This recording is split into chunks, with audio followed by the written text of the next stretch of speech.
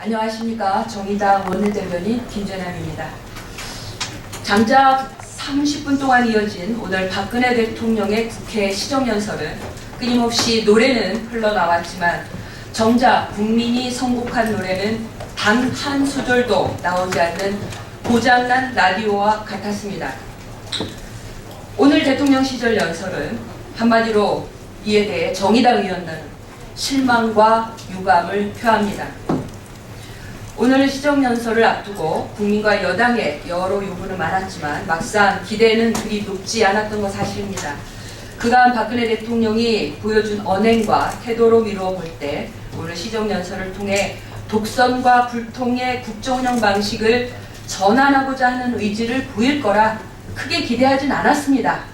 아니나 다를까 박근혜 대통령은 취임 후 국민 앞에 처음으로 나서는 오늘 연설에서도 또다시 국민과 야당의 크나큰 실망을 넘어 절망을 안겨주었습니다.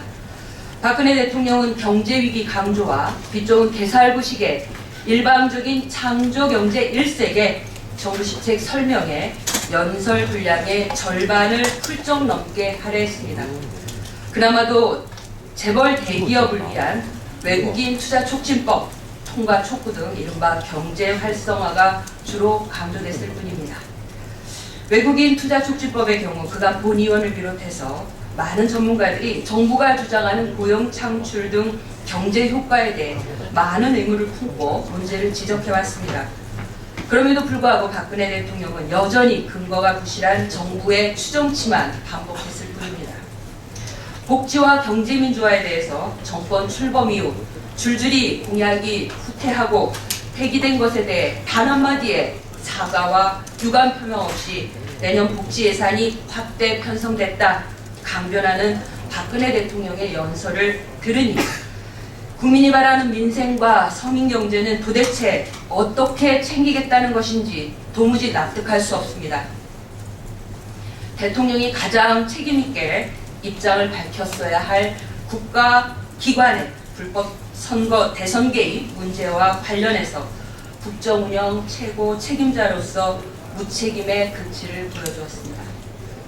박근혜 대통령은 야당의 문제제기에 대해 당장 수용할 의사가 없음을 밝혔습니다. 국회에서 여야가 알아서 논의하라는 식의 태도를 반복했을 뿐입니다.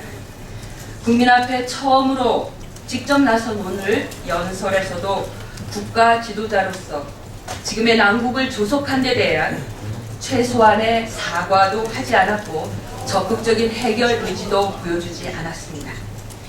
야당이 요구한 특검 그리고 국정원 개혁 특위에 대해 대통령으로서 책임있는 답변을 한마디도 내놓지 않은 것에 대해 심각한 유감을 표합니다.